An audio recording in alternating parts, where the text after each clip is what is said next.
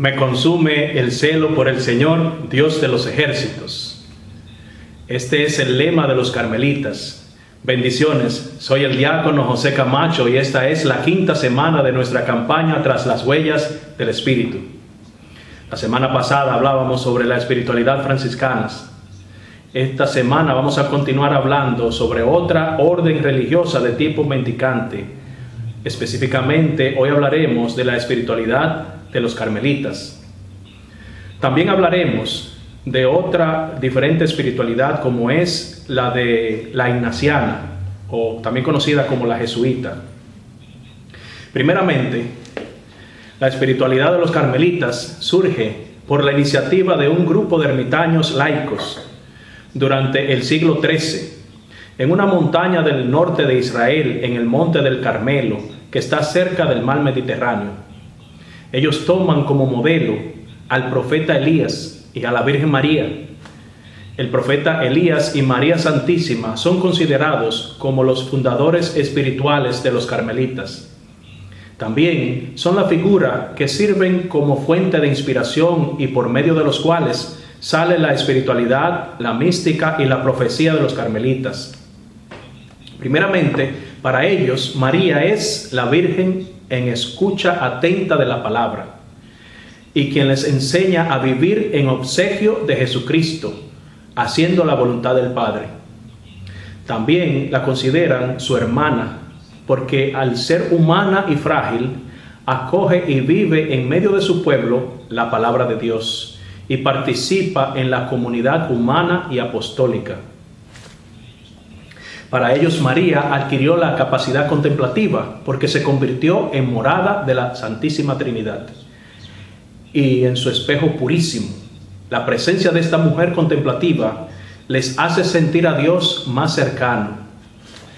El uso del escapulario del color marrón, ese es el símbolo de su dedicación a la Virgen María. Por otro lado, recordemos que Elías es el hombre de Dios, el hombre del misterio, el hombre que ha hablado cara a cara con Dios.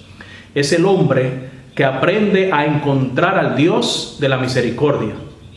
Su experiencia de oración insistente junto a la viuda de Sarepta fortalece su fe en la palabra de Dios, ese Dios que devuelve la vida al hijo de la viuda. Elías es el padre de los profetas y su nombre significa el Señor es mi Dios o el instrumento de Dios. Recordemos los que nos narra el primer libro de los Reyes 18:20 sobre Elías y los profetas de Baal, que estando Elías en el monte Carmelo hace una oración de súplica: respóndeme, Señor, respóndeme. Y el Señor le responde su súplica con su fuego que baja del cielo sobre el sacrificio a la hora de la ofrenda de la tarde. Esta es la prueba decisiva para la fe del pueblo de Dios. Las palabras suplicantes del profeta se repiten exactamente en las liturgias orientales, en el epiclepsis eucarístico.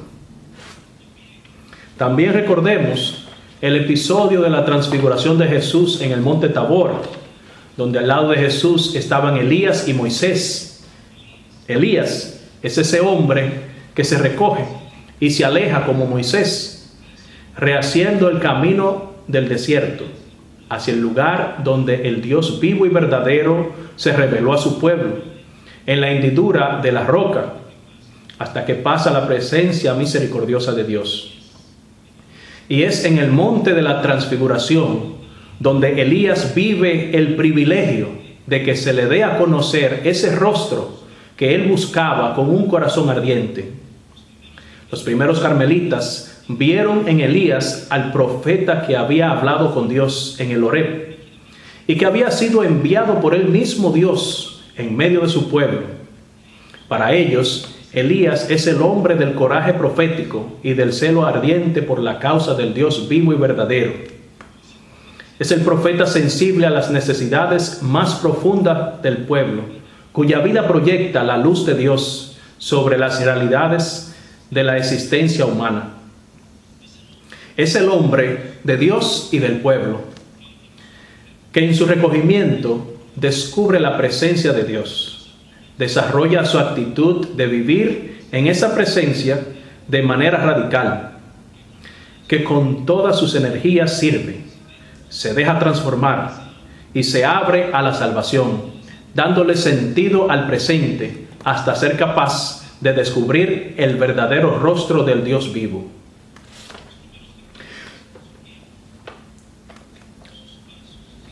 Los primeros carmelitas siguieron sus pasos, vivieron en las cuevas donde la soledad, el silencio y la oración eran lo que ordenaba su día. Ellos no encontraban a Dios en el trueno poderoso, sino en el sonido diminuto de un susurro. La regla de San Alberto es la que ellos usarán más adelante para su orden. San Alberto escribió lo que se conoce como el propósito de los ermitaños en una fórmula de vida, que más tarde Inocencio IV va a constituir en regla. La espiritualidad carmelita sale de una combinación de la espiritualidad ermitaña y la espiritualidad mendicante. Los carmelitas se fueron convirtiendo de ermitaños rústicos a sacerdotes sumamente preparados. Las primeras mujeres carmelitas aparecieron en el siglo XV. Un aspecto importante de la espiritualidad carmelita es la reforma. En el siglo XVI, los frailes y monjas de esta espiritualidad carmelita experimentaron una reforma que ocurre como consecuencia de la vida y escritos de Santa Teresa de Ávila y San Juan de la Cruz. En cierta manera, ellos representan un retorno a las raíces de ermitaños del Monte Carmelo. El énfasis en la oración contemplativa, la unión con Dios y la soledad se rehacen y florecen bajo la influencia de San Juan de la Cruz y Santa Teresa de Ávila. Y esta reforma fue extendida por Santa Teresa de Lisieux. Un primer elemento fundamental de la espiritualidad de los carmelitas es la vida de oración y contemplación. Para ellos, la oración es como la puerta a la contemplación.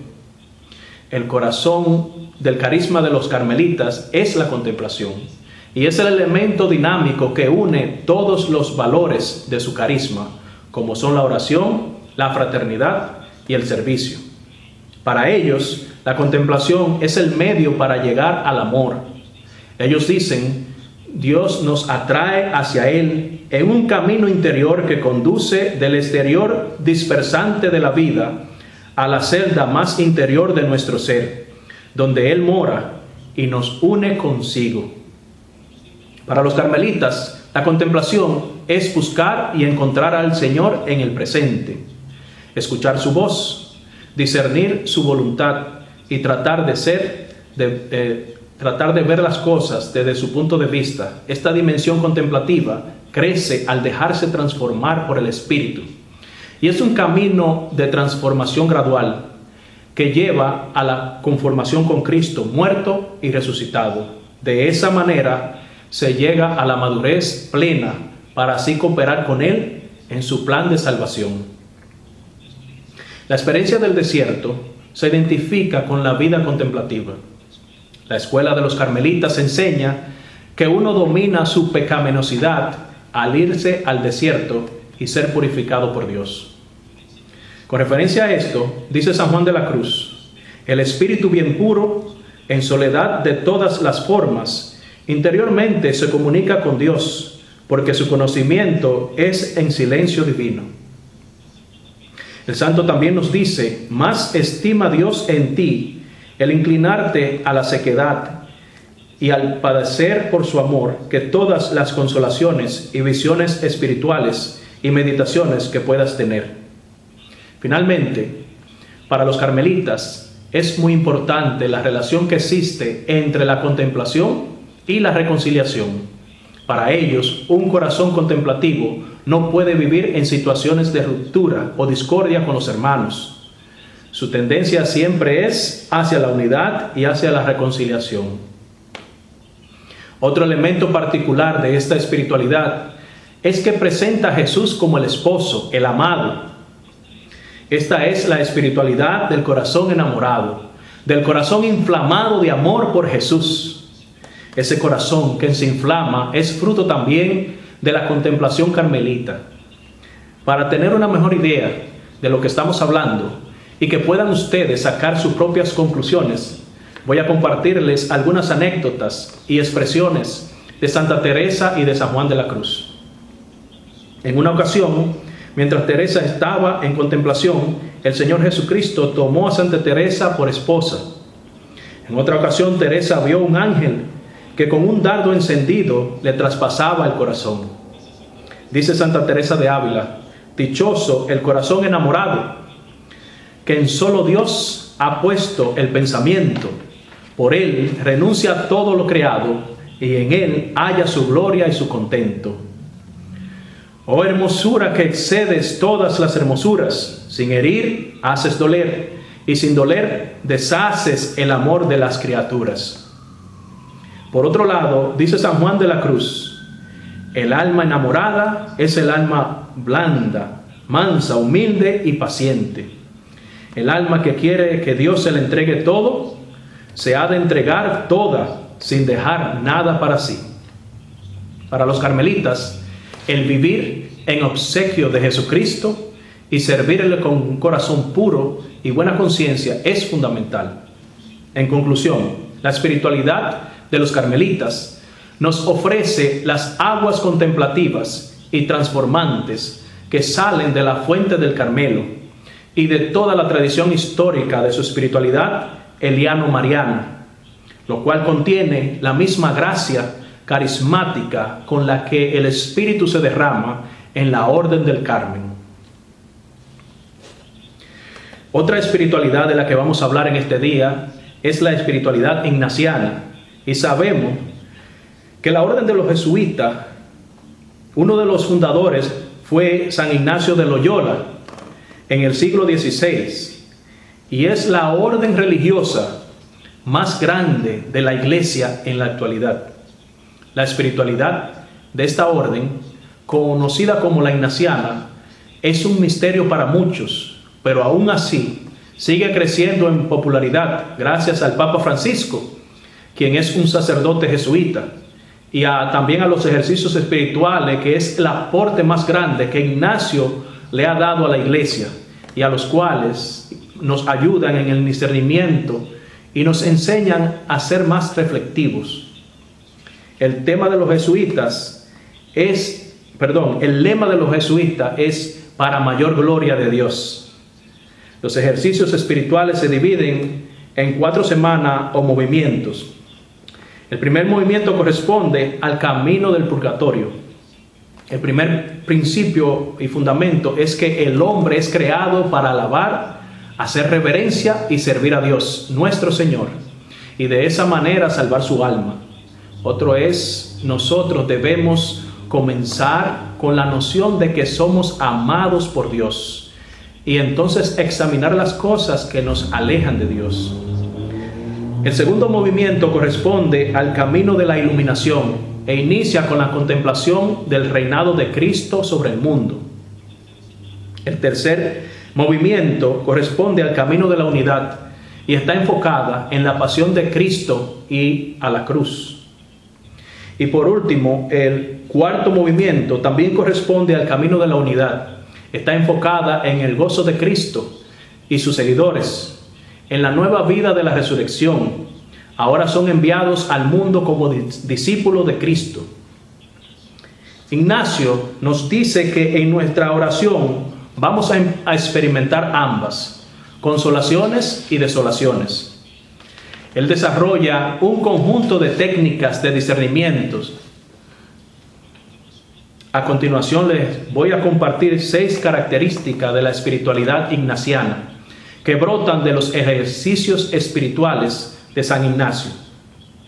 La primera es la relación personal con Cristo unida al amor por su iglesia. Es una espiritualidad cristocéntrica como todas las demás espiritualidades de la iglesia. La misma propone al joven un modo de acercarse a Dios, buscando conocer, amar y seguir a Jesucristo. Pero ese amor a Jesucristo es inseparable del amor a su iglesia, dentro de la cual se celebran los distintos sacramentos que fortalecen a la persona para ser fiel en el seguimiento. Esto es bien útil hoy en día, porque hay personas que dicen Yo estoy bien con Dios, pero dicen también no tengo que ir a la iglesia. Un segundo aspecto de esta espiritualidad es que es contemplativa en acción. ¿Qué significa esto? Esta espiritualidad es contemplativa y tiene como centro los ejercicios espirituales de San Ignacio, los cuales ofrecen una experiencia que impulsan a la persona a identificarse profundamente con Cristo e invita a imitar su modo de ser, su modo de amar y su modo de actuar, para de esa manera hacer la voluntad del Padre. En otras palabras, es una espiritualidad contemplativa que lleva a la acción, que busca esa coherencia entre lo que se piensa y lo que se dice con lo que se hace. El eje principal de este actuar es la unidad entre fe y justicia. Esto ayuda a cada persona a verse como compañero, compañera de Jesús, y le invita a colaborar en la construcción del reino de Dios. De esa manera, santificarse y darle sentido a su ministerio. También es una espiritualidad que responde a las necesidades de nuestra época de manera positiva. La espiritualidad ignaciana nos enseña a reconocer a ese Dios que se hace presente en el mundo. Ayuda a abrir los ojos a la presencia de Dios en toda nuestra realidad, bajo la convicción de que lo podemos buscar y hallar en todas las cosas.